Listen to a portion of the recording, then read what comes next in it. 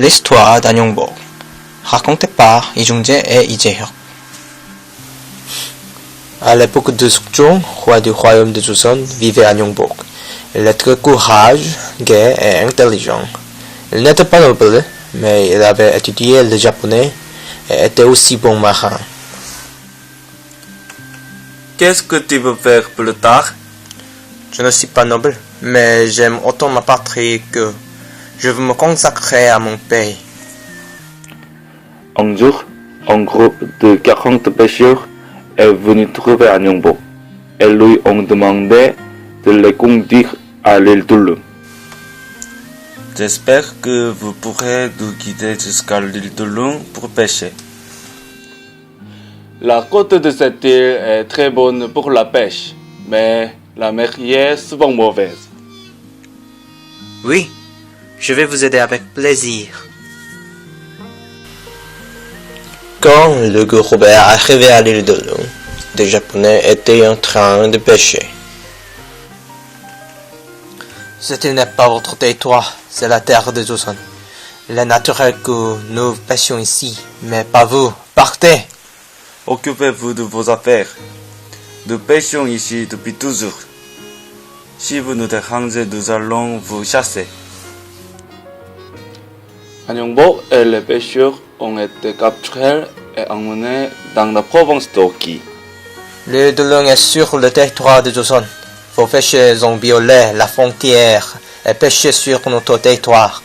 En plus, ils nous ont fait prisonniers. Vous êtes à blâmer pour ne pas avoir su contrôler votre peuple. Ah oui, vous avez raison. Je vous promets que ça n'arrivera plus jamais.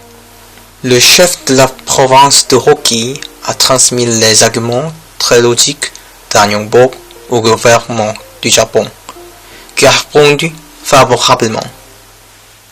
Le gouvernement nous a envoyé un document stipulant que jamais plus des Japonais ne violeront le territoire de Joseon. Prenez ce document. Très bien. J'ai la promesse du gouvernement japonais.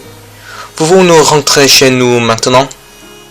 Oui, retournez à Joseon. À son retour, il a aussitôt été arrêté et a été puni.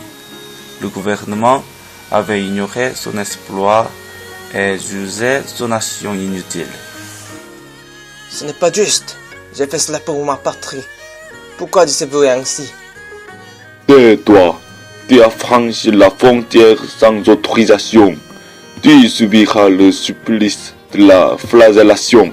Cependant, le gouvernement de Joseon avait ainsi appris que les Japonais pêchaient sur l'île de Lung. Il a donc envoyé un diplomate pour régler le problème. L'île de Lung est le territoire de Joseon, mais nous avons entendu dire que des Japonais l'ont violé. Est-ce que vrai?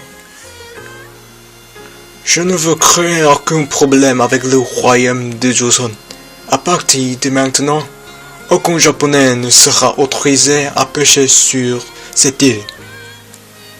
En dépit de cette promesse, le Japon a tardé à ratifier le document. Anyongbok a réuni autour de lui les gens qui avaient des vues similaires. Le gouvernement japonais n'a pas encore envoyé de documents. Nous irons le chercher nous-mêmes. Retournons au Japon.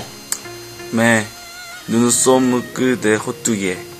Nous n'avons aucun pouvoir pour changer cela. J'ai un plan. On va se déguiser en fonctionnaire du gouvernement. Quand Anyongbok fut prêt, il rassembla 32 bateaux de pêche pour faire une expédition sur l'île de Lung.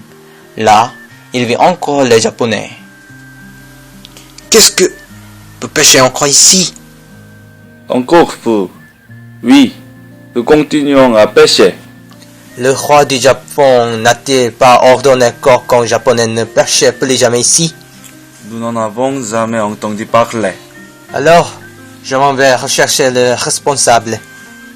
Anyongbok semblait imposant comme un fonctionnaire. Il a rencontré les dirigeants de la province d'Oki. Vous savez que les Japonais pêchent toujours sur l'île de Lung. J'en ai été informé. Le chef de Tsushima a la responsabilité de toutes les négociations diplomatiques, mais il ne l'a pas encore rendu public. Alors, j'irai trouver le responsable de cet incident sur l'île de Tsushima.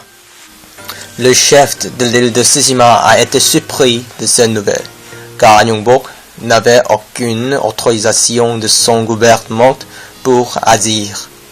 Il a été voir le roi du Japon. Anyongbok, un fonctionnaire de Joseon, dit que tu n'as pas fait ton travail. Comment cela se fait-il? Anyongbok, je n'ai jamais entendu parler de lui. C'est absurde. Il n'est sûrement pas un diplomate de Joseon. Donc, vous devez refuser sa pétition. Envoyons-le dans son pays. Anyongbok et les pêcheurs ont dû revenir sans avoir résolu le problème de l'un et de l'île de Do. Le gouvernement de Joseon était révolté de la conduite d'Anyongbok. Grand roi, Anyongbok s'est encore rendu au Japon sans permission.